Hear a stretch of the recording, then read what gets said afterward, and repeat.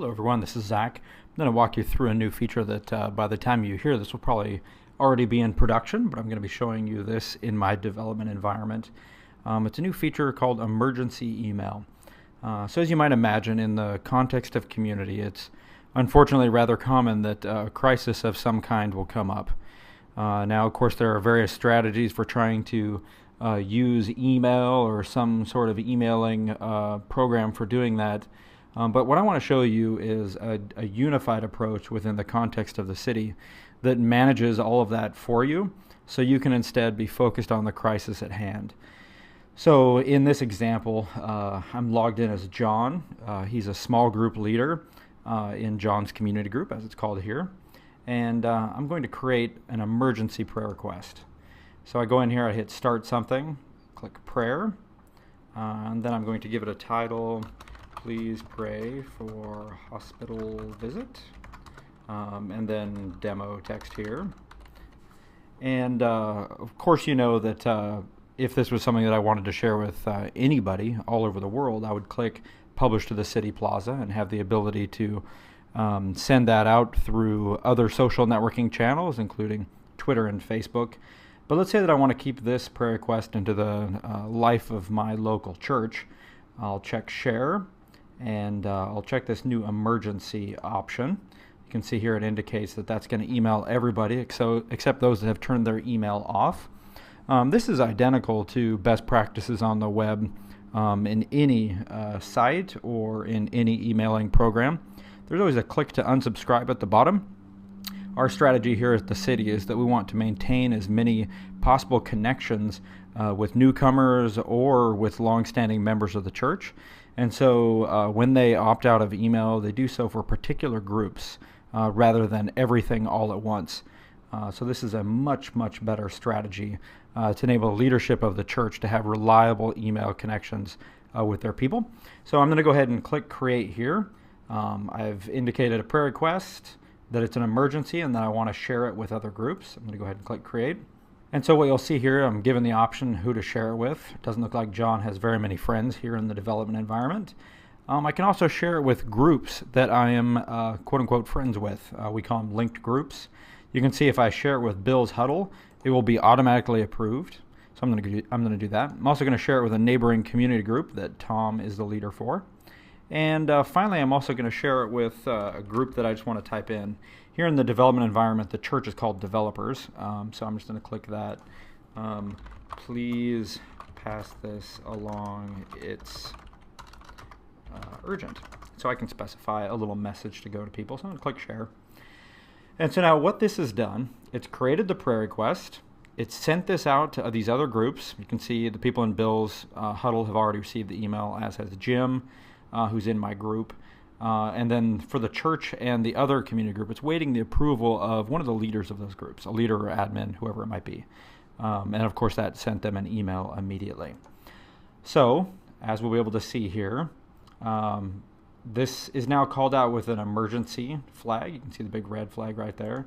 You can see that the emails have already been sent. This is development, so there's only a few people in these groups. And of course, people will be able to respond as soon as they get this. Now, what I want to show you over here is the experience of the leader of the church. So I'm logged in as Zach, who is the leader for the developer church. You can see over here on the right that there's this sharing thing that has shown up in my things to do. Of course, I would have got this via an email as well. And I can look at this. Now, at first, it's just, oh, okay, there's a message here from John. Please pass this along. It's urgent. Okay, that makes sense. So I click accept. And now what's going to show you is something that I'm guessing probably not a lot of people have known the city can do. We call it the interstitial. It is a very, very, very advanced email targeting system. So you can see here at the top that in this case, it's going to email, because it's an emergency email, everyone in this group. We show you a histogram of how people have it set up. Of course, in production, this would be real data. This is just demo data. We do a little coaching text down here so that leaders can see exactly what they can do to best lead their group. And then you're given the opportunity to target emails even more. So I can specify that I want this to only go to members, or I want it to only go to women, or just single folks. Of course, here with this scenario of an emergency email, I want it to go to as many people as possible. And so you'll see this block right here that says exactly how many emails are going to be sent. 59 immediate emails. So I'm going to go ahead and do that because I want this to get out to as many people as possible. And there you go. It's now approved for the church level group. So anyone in the church will be able to see this. In addition, everyone in the church that has not received an email already will just get it right now. That's an important thing to understand. We prevent duplication of emails. So that allows people to be focused on sharing content rather than being worried about whether someone's already got an email on it or hasn't got one yet. We take care of all of that. So everyone in the whole church, in addition to all the different community groups, regardless of what their email settings are, they are now getting this message, unless, of course, they've opted out of email.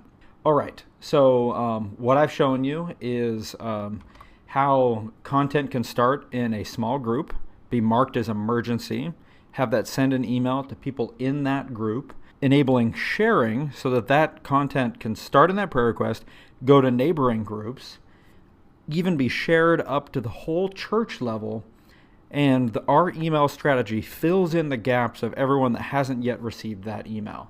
So you can see here now that we've sent 59 emails. This is the development environment, so that's all the people that are here.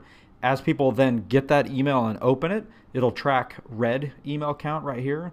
So you can really have confidence that everybody got that message.